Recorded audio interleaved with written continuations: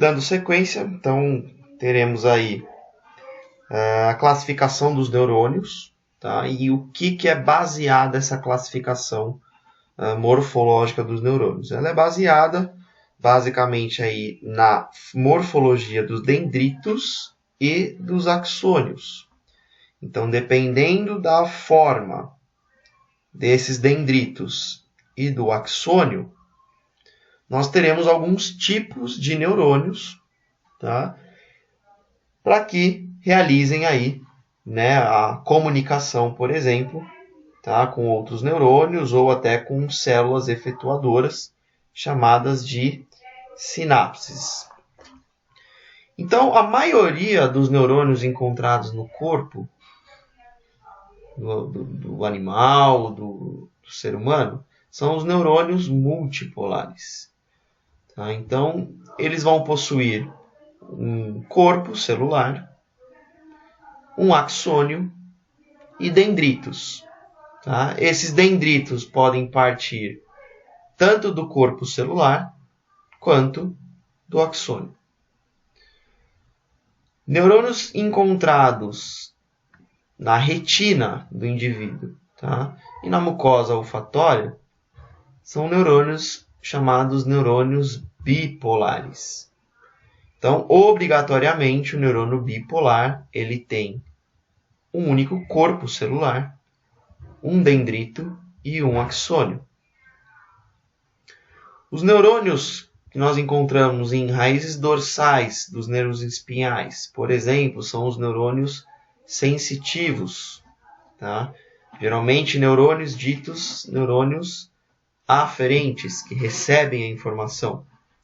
São neurônios pseudo-unipolares. Tá? O neurônio pseudo-unipolar ele também possui um corpo, um dendrito e um axônio.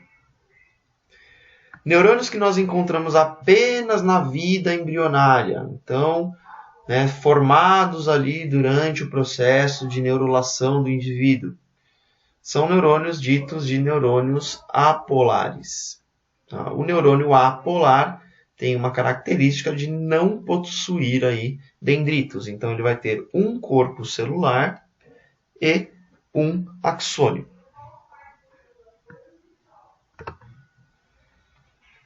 Então aqui segue 3 ilustrações para que vocês simpatizem-se aí com um neurônio bipolar. Tá? Então a gente tem os dendritos, o corpo celular, tá? E um axônio, tá? Terminando aqui, tá? Em alguns outros dendritos aí, tá? Onde serão feitas as comunicações com alguma estrutura ou até outro neurônio. Esse é o que a gente encontra na maioria dos animais ou do ser humano. São neurônios multipolares. E este neurônio chamado pseudo-unipolar, tá, tem essa conformação. Então ele tem um corpo celular, por exemplo, diferente aí dos que vocês viram anteriormente. Tá? Porém possui um axônio, tá, dividindo aí regiões de dendritos.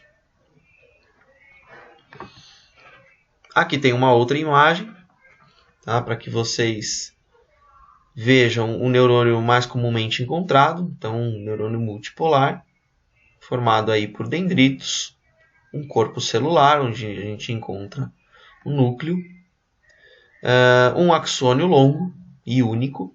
Tá?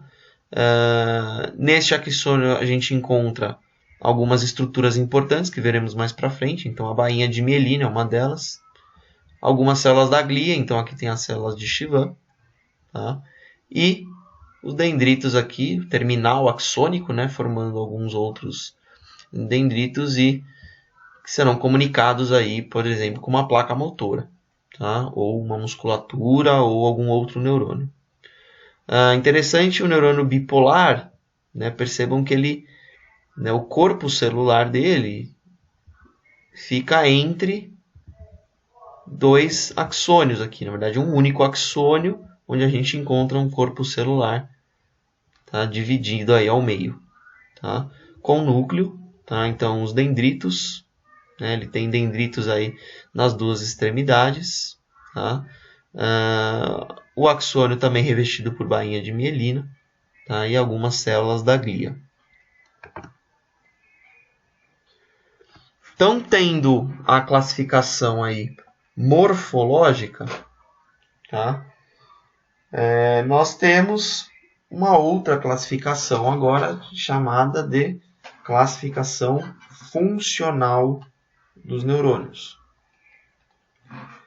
Então, nós vamos ter aí, né, um circuito agora voltado para a função, né, ou seja, transmissão desse impulso elétrico, tá?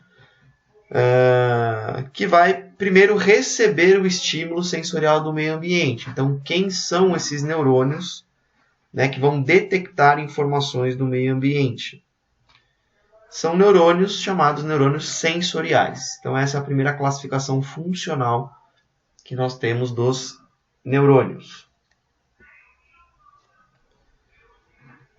Neurônios que fazem aí uma conexão entre alguns neurônios, então eles vão se ligar aí, se conectar, formando alguns circuitos aí complexos, né, que vão processar os sinais nervosos, e esses neurônios estão praticamente dentro do sistema nervoso central, são chamados de interneurônios. Tá? Ou a gente pode chamar também de neurônios associativos.